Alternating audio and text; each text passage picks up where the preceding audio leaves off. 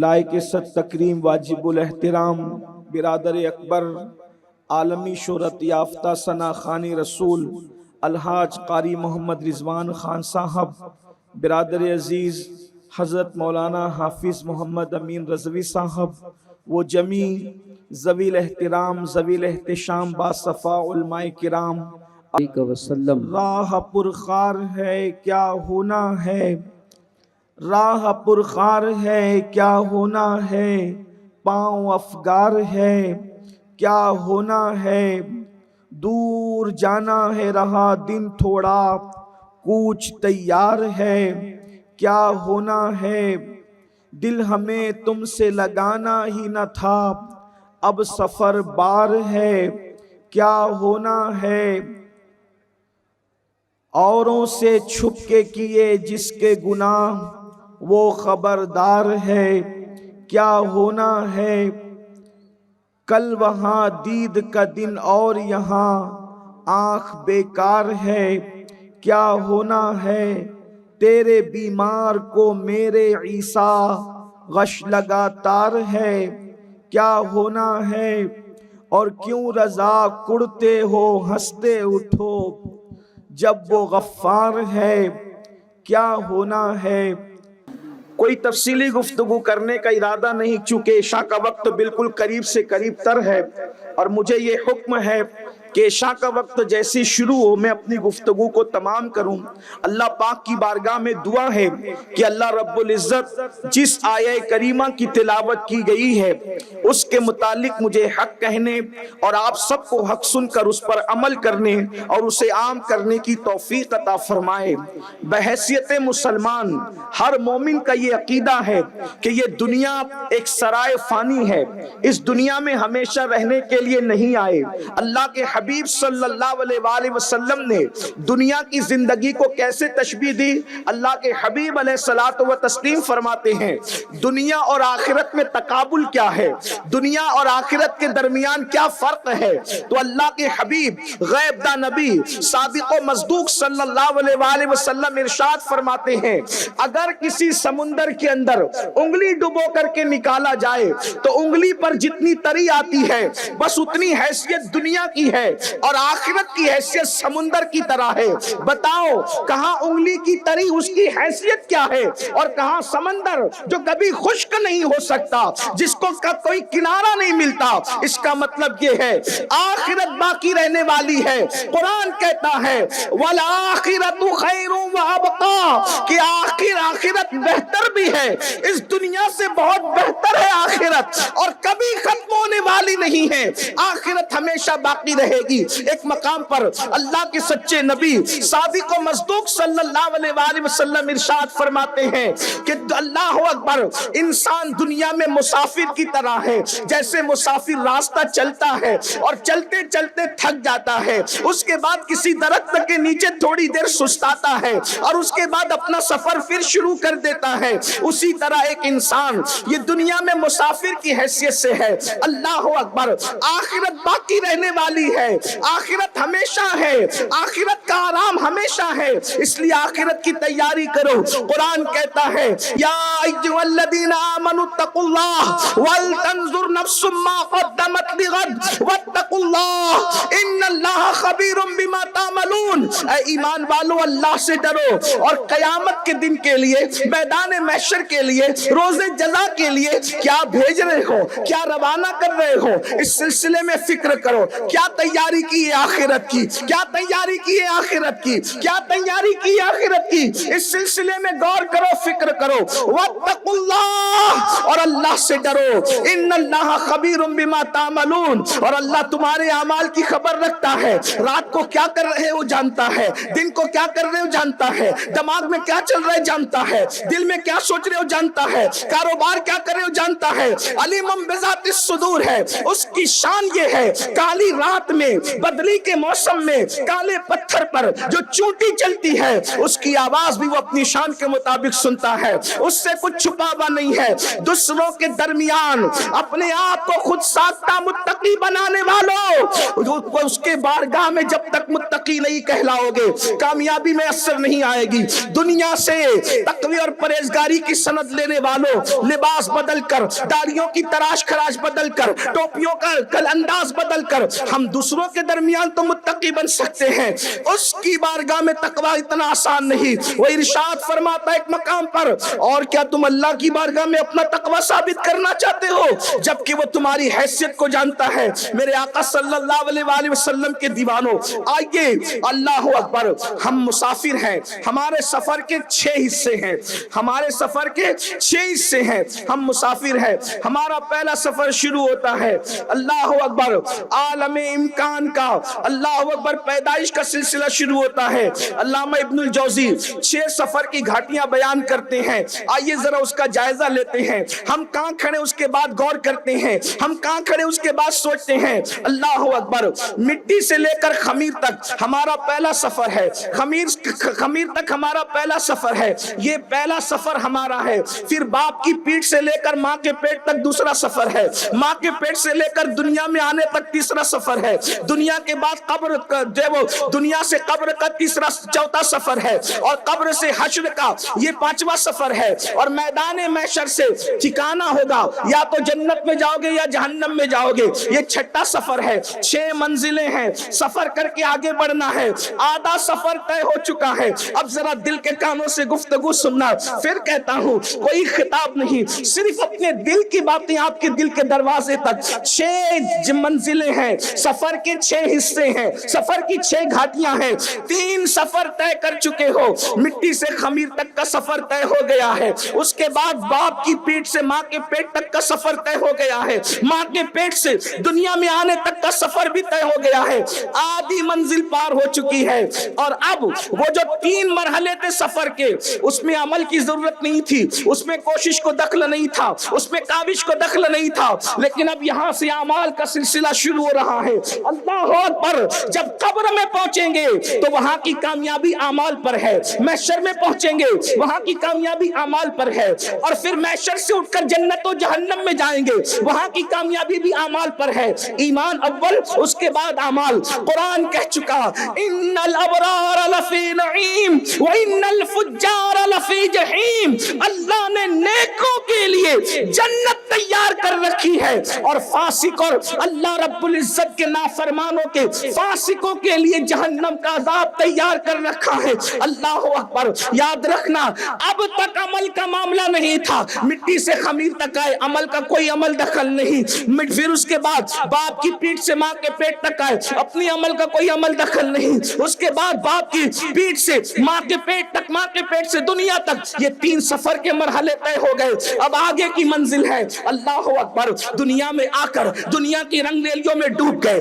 دنیا میں آ کر دنیا کے جرائم کے اندر ڈوب گئے، آخرت کو بھول گئے، آخرت کو فراموش کر گئے۔ آئیے جلدی جلدی سے میں آپ کو بتاؤں، دنیا کی محبت میں ڈوبنے والوں، کاروبار کی محبت میں ڈوبنے والوں، گناہوں کی محبت میں ڈوبنے والوں، جرائم کر کے اپنے آپ کو جنتی سمجھنے والوں، اللہ اکبر، قطعی اور یقینی طور پر اپنے آپ کو جنتی سمجھنے والوں، آئیے آپ کو بتاؤں اللہ اکبر۔ ایک مرتبہ حضرت سیدنا عیسیٰ علی نبینا علیہ السلام ایک مرتبہ حواریوں کے ساتھ کہیں تشریف لے جا رہے تھے، ایک بستی میں پہنچے، بستی میں پہنچنے کے بعد جیسے ہی بستی میں قدم رکھا تو کیا دیکھا، بستی کے سارے لوگ آندھے منہ مردہ پڑے ہوئے ہیں، بستی کے سارے لوگ آندھے منہ مردہ پڑے ہوئے ہیں،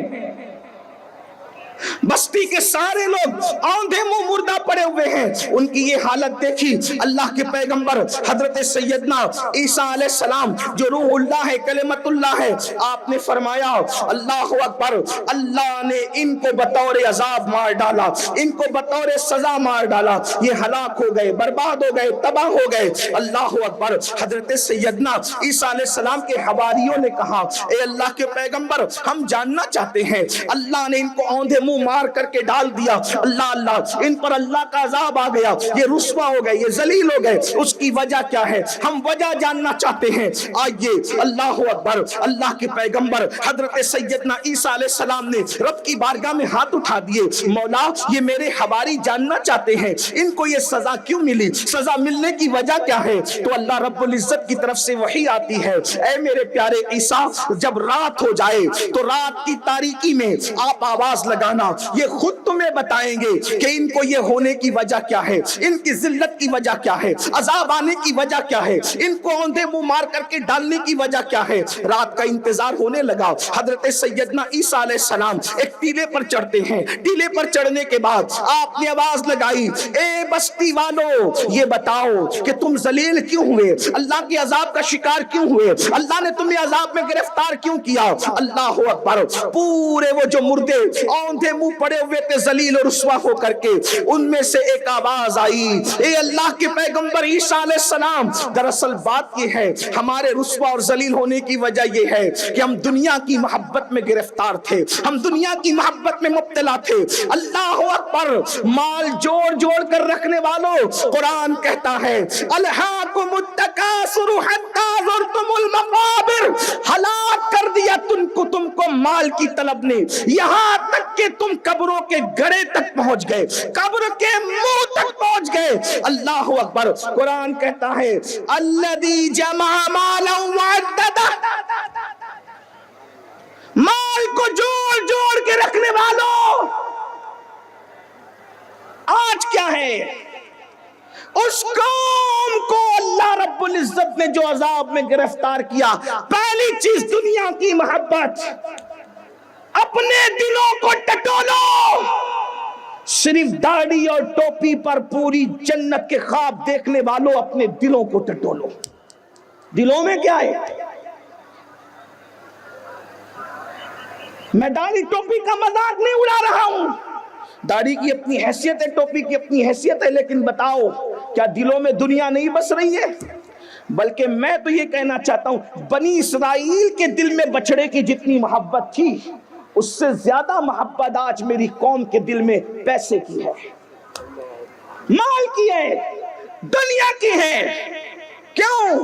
اس لیے کہ آج میری قوم کے لوگ 200-250 روپے میں اگر کوئی چپل فروخت کرتا ہے تو وہ بھی اللہ کی جھوٹی قسم کھاتا ہے۔ جو قوم 200-250 کی جوتی اور چپل بیچنے کے لیے اللہ کی جھوٹی قسم کھا لے، اس قوم کا حال کیا ہو؟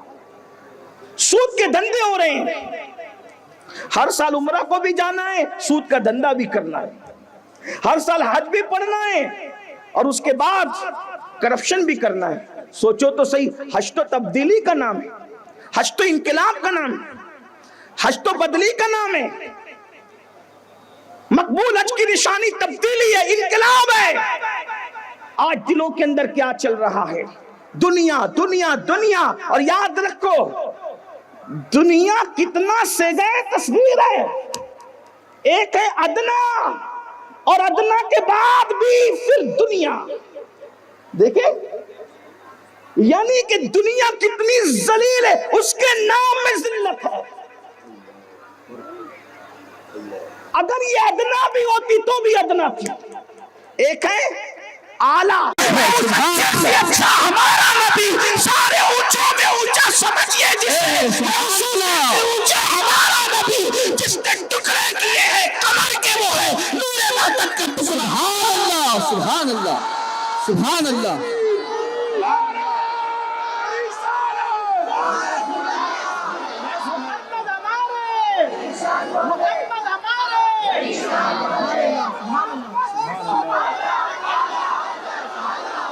سید امین القادری صاحب قبلہ،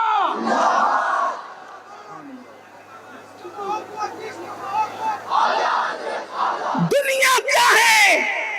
فرمایا مردار کی جتنی حیثیت ہوتی ہے اتنی بھی حیثیت اللہ کے نزدیک دنیا کی نہیں ہے۔ مردار کو دل دینے والوں اس کو دل دے جو مسیحا نہیں بلکہ جانے مسیحا۔ سبحان اللہ سبحان اللہ۔ مسیحا نے تو مردے زندہ کیے، میرا نبی کیسا جانے مسیحا ہے جس کے پتھروں میں بھی جان پیدا ہے۔ سبحان اللہ سبحان اللہ جس نے پتھروں کو بھی بولنے کا، اور یاد رکھنا جو دنیا کو دل دیتے ہیں وہ زندہ رہ کے بھی مردہ ہے، اور جو اس زندہ کو جانے مسیحا کو دل دیتے ہیں مرنے کے بعد ان کا کفن سبحان میلی نہیں ہوتی، زمین میلا نہیں ہوگا، محمد کے غلاموں کا کفن سبحان اللہ سبحان اس کو بولو ایسی چھوڑ دے، کم زیادہ نہ کرے۔ سبحان اللہ سبحان اللہ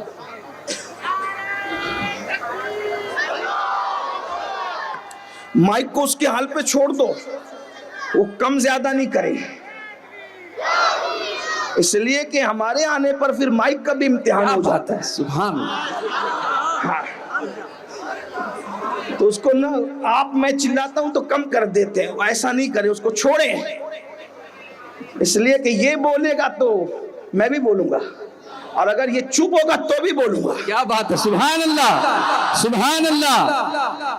ہاں اس کی وجہ یہ ہے کہ مائک بگڑنے سے ہمیں ناراضگی نہیں ہوتی، کیونکہ مائک تو ایک مشین ہے، مشین کے بگڑنے سے اتنا پرابلم نہیں ہے جتنا انسان کے بگڑنے سے ہے۔ ہمیں دکھ انسان کے بگڑنے پر ہے، مشینیں تو بنتی بگڑتی رہتی، مشینوں کی کیا حیثیت ہے۔ لیکن بات یہ عرض کر رہا تھا، دنیا پہ مت جاؤ۔ اب اس کا یہ مطلب نہیں کہ چلو آج منع کر دیا سنی دعوت اسلامی کے اجتماع میں دنیا، تو اب نہ کاروبار کرو، نہ پڑھو، نہ لکھو، نہیں، پہلے دنیا اور دین سمجھو۔ 1857 کے بعد والوں کی فکر میں دین و دنیا کیا ہے یہ تو وہ جانے، لیکن اصحاب صفا کے چبوترے سے جنہوں نے دین لیا ہے، جسے اہل سنت کو جماعت کہتے ہیں، ہمارے یہاں دین و دنیا کیا ہے، ایک جملے میں سمجھ لو، سبحان اللہ اللہ کو بھول جانا دنیا ہے، توجہ، اللہ کو بھول جانا دنیا ہے، اور اللہ کو یاد رکھنا دین ہے۔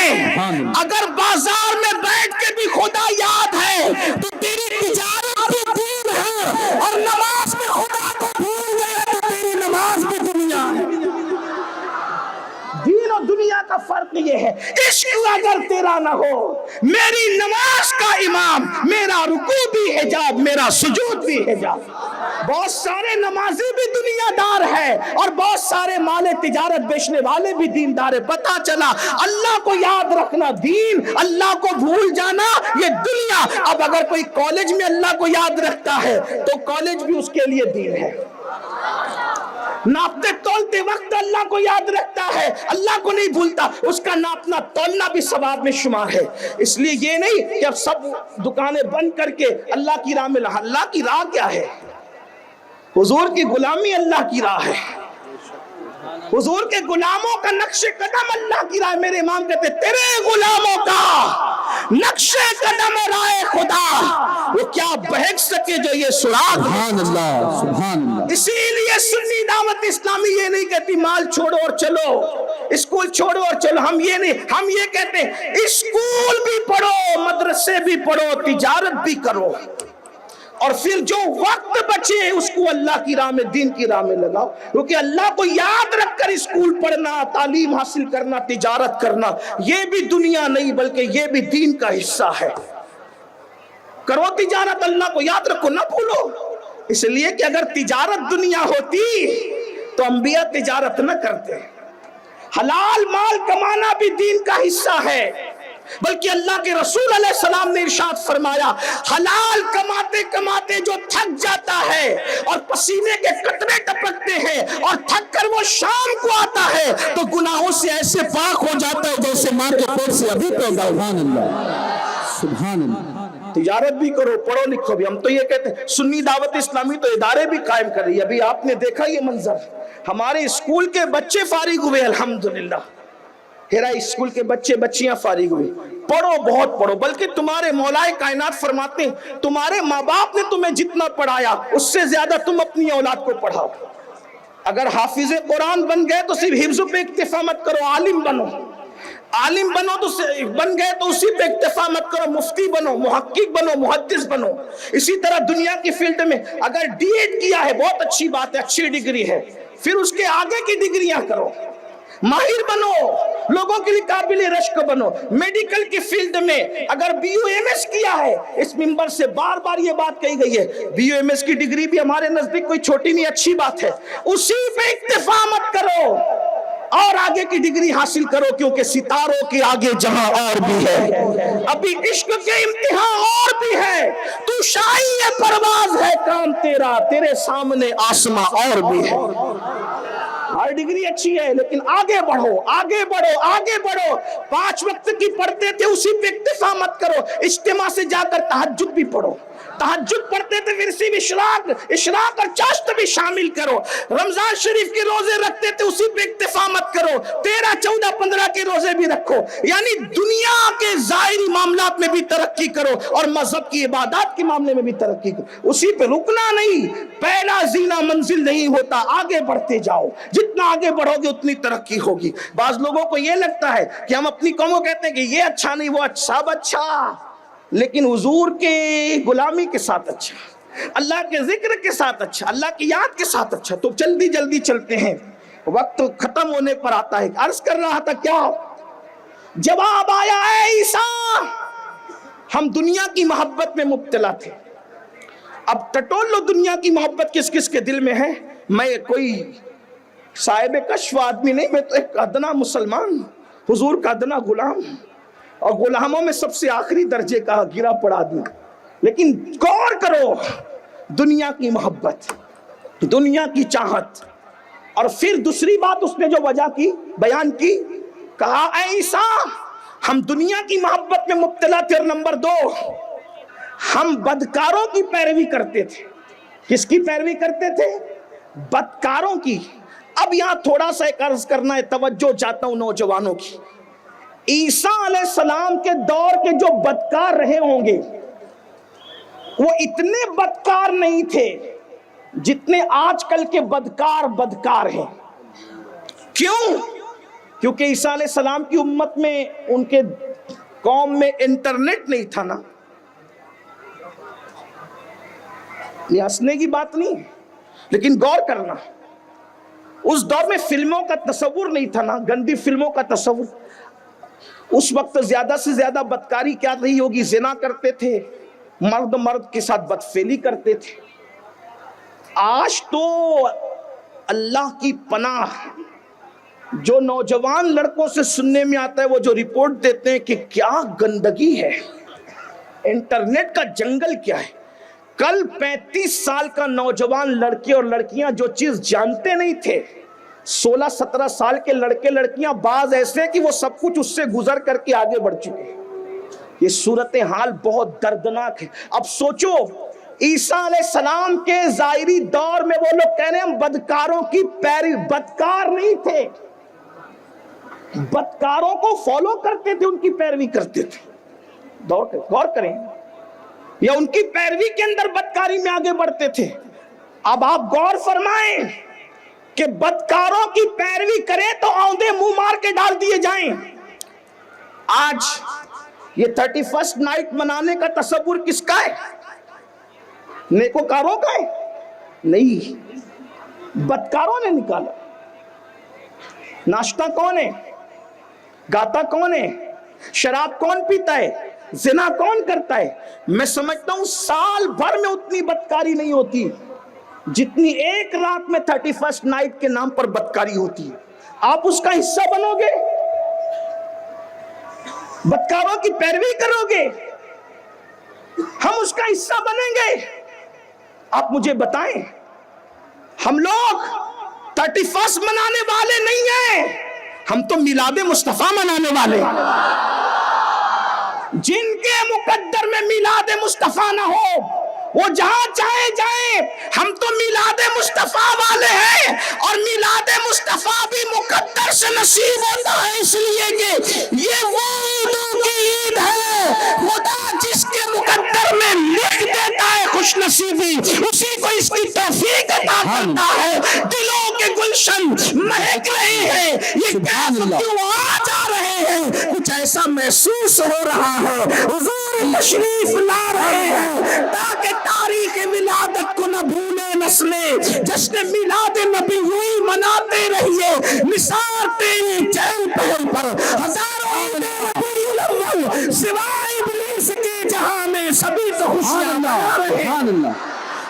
پر ڈالیں گے ہم پیدائش سے مولا کی دھوم مثل فارس نجد کے قلعے گراتے جائیں گے اور خاک ہو جائیں گے جل کر مگر ہم تو رضا دم میں جب تک دم ہے ذکر ان کا سناتے جائیں. سبحان اللہ سبحان اللہ.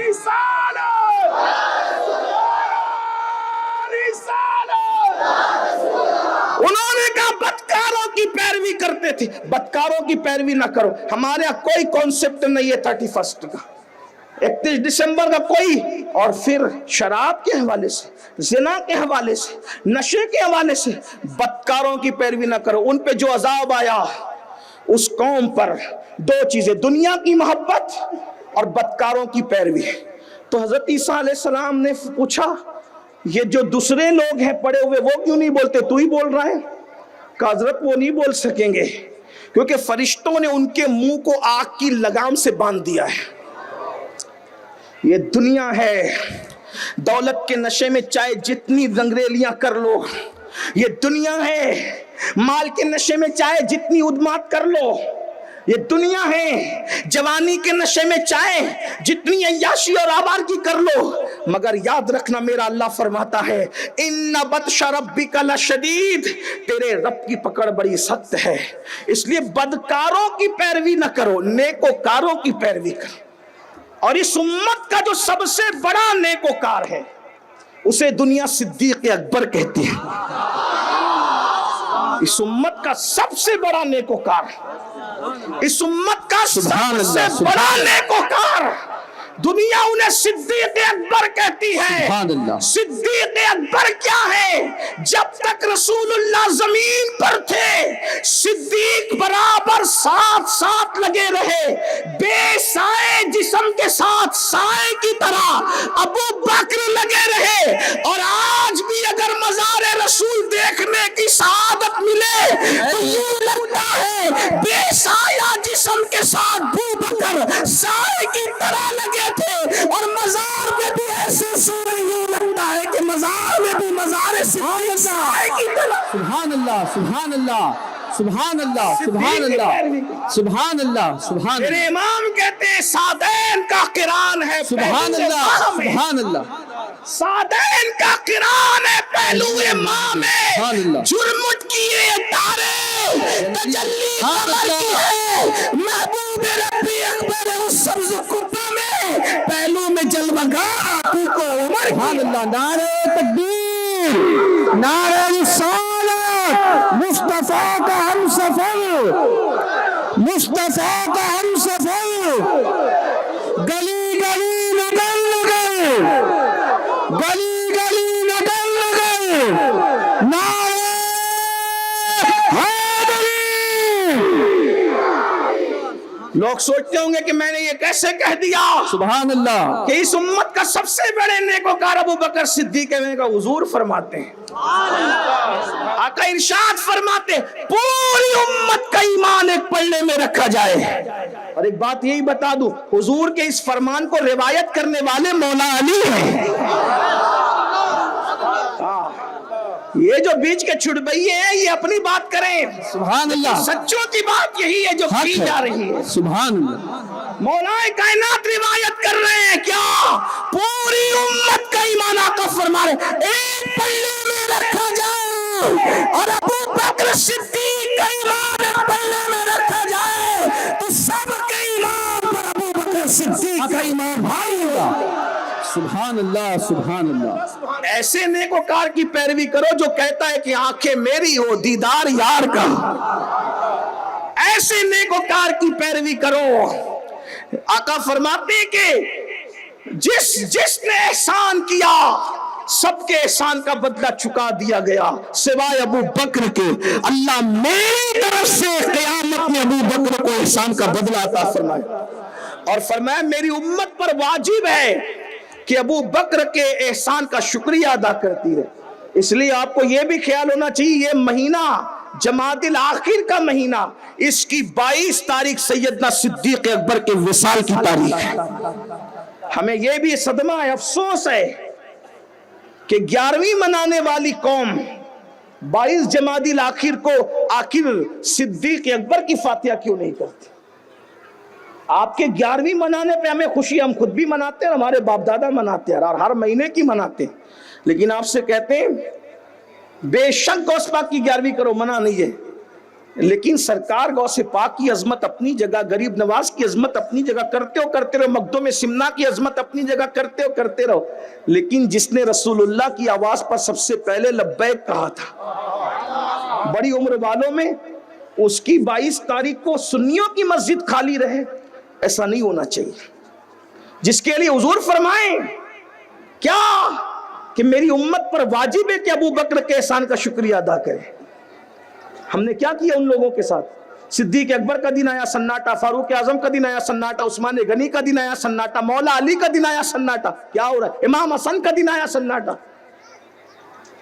ہم سناٹے والی قوم نہیں، سب ولیوں کی کرتے ہو کرو، ہمیں وہ نہیں، لیکن افسوس اس بات پر ہے کہ صحابہ پہلے حقدار ہیں، اہل البیت پہلے حقدار ہیں، جنہوں نے اپنی جان کی بازیاں لگائی۔ تو نیکوکار کی پیروی کرو۔ تو میں عرض کیا کر رہا تھا آپ سے کہ 2 چیزیں کہی، دنیا کی محبت اور بدکاروں کی پیروی، پھر بس بات ختم کرنے لگا، ٹائم ہو گیا، بات ختم کرنے لگا، نیکوکار کی پیروی کرو، فاروق اعظم کی پیروی کرو، عثمان غنی کی پیروی کرو، مولا علی کی پیروی کرو، جناب سعد کی کرو، سعید کی کرو، طلحہ کی کرو، زبیر کی کرو، ابو ہریرہ کی کرو، خالد بن ولید کی کرو، اور معاذ بن جبل کی کرو، حضرت ابو عبیدہ ابن الجراح کی کرو، ان بزرگوں کی پیروی کرو، ان کی پیروی کرو گے خدا تک پہنچو گے، بدکاروں کی پیروی نہ کرو۔ یہ جو پھٹی پینٹ پہن رہے ہو یہ بدکاروں کی پیروی میں پہن رہے ہو، کانوں میں بالیاں پہنو یہ بدکاروں کی پیروی میں پہن رہے ہو، ناچ رہے ہو گھروں کے جگہ میں، بہنوں کو بیٹیوں کو نچا رہے ہو، یہ بدکاروں کی پیروی کر رہے ہو۔ یاد رکھنا محمد الرسول اللہ کے امتی ہو، اس طرح اجتماعی عذاب نہیں آئے گا مگر انفرادی عذاب میں گرفتار ہو جاؤ گے، خدا آؤندے منہ ڈال دے گا، ما لہو من دافع، اور جب وہ آؤندے منہ ڈالے گا وہ عذاب دے گا، کوئی بچانے والا نہیں رہے گا۔ اس لیے اللہ کے غضب سے بچو۔ جاتے جاتے آخری بات، بس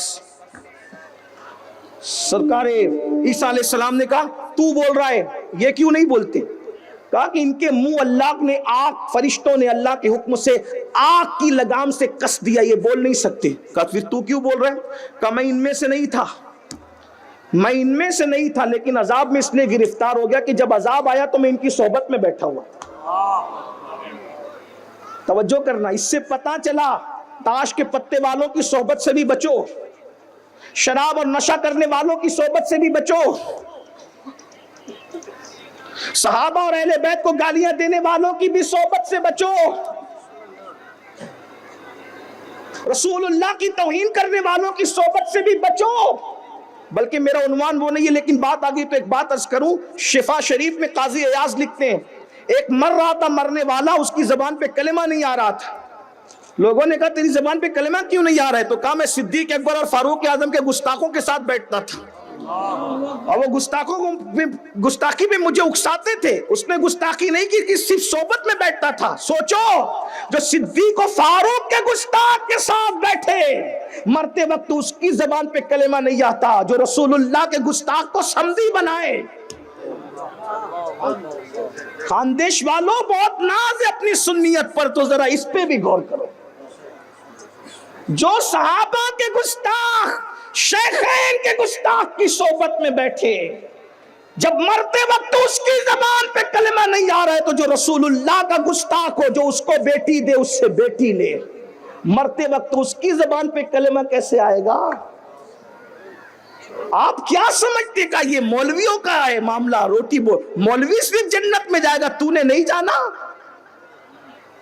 رسول اللہ کی عظمت کی بات آئے تو مولویوں کے سر پہ سب جاتا ہے، اور جنت میں جانے کی بات آئے، یہ مولویوں کی روٹی بوٹی کا جھگڑا نہیں ہے، یہ عظمت رسالت کا معاملہ ہے۔ اس لیے جس کو بھی رسول اللہ کی توہین کرتے دیکھو، کوئی ہو، صحابہ کی توہین کرتے دیکھو، آل البیت کی توہین، پھر وہ کتنا ہی عزیز ہو۔ قرآن کہتا ہے لا تجد قوما یؤمنون باللہ والیوم الآخر، قرآن کہہ رہا ہے سورۃ المجادلہ میں، کیا کہتا ہے قرآن؟ وَلَوْ كَانُوا آبَاءَهُمْ أَوْ أَبْنَاءَهُمْ أَوْ إِخْوَانَهُمْ أَوْ عَشِيرَتَهُمْ أُولَئِكَ كَتَبَ فِي قُلُوبِهِمُ الْإِيمَانَ وَأَيَّدَهُمْ بِرُوحٍ مِّنْهُ۔ اللہ پاک کیا فرما رہا ہے؟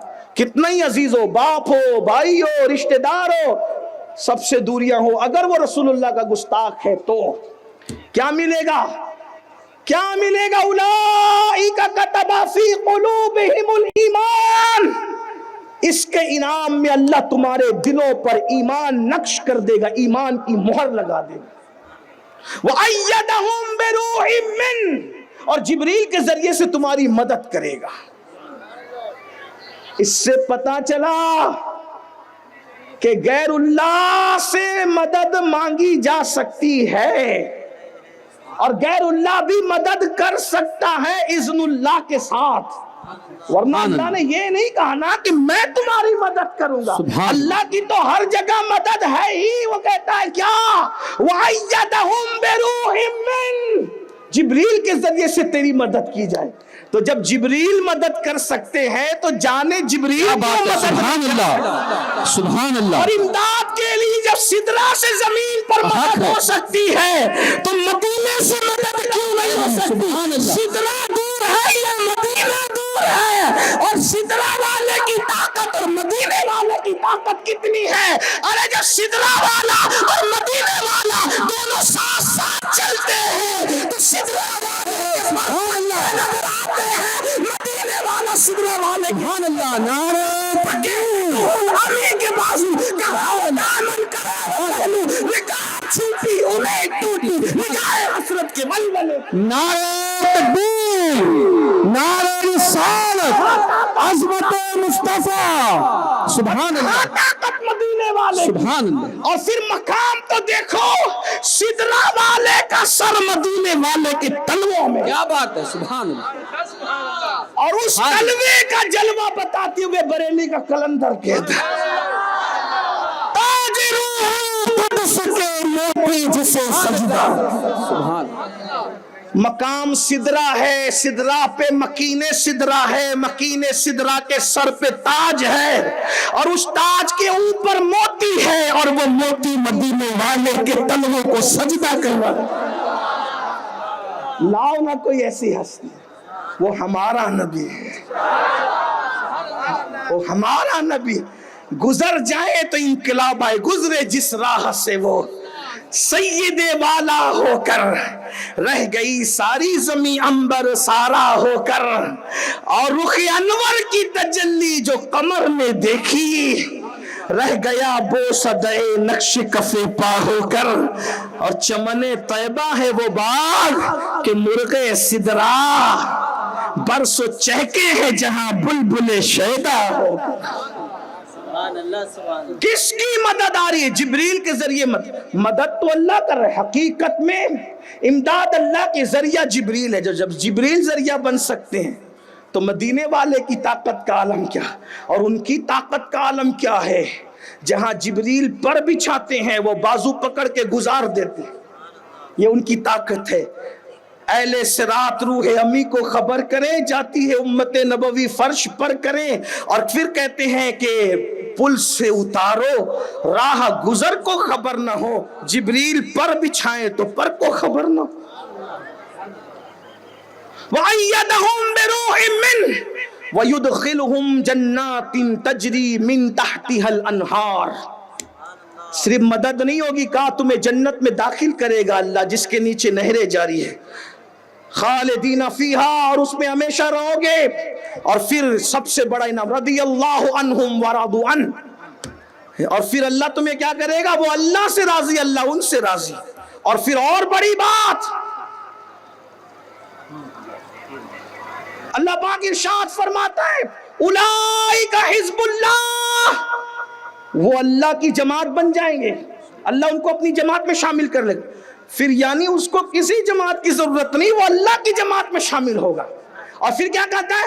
الا ان حزب اللہ، آگاہ ہو جاؤ اللہ ہی کی جماعت، اولئک هم المفلحون، کامیاب و کامران ہے۔ یہ ہے قرآن۔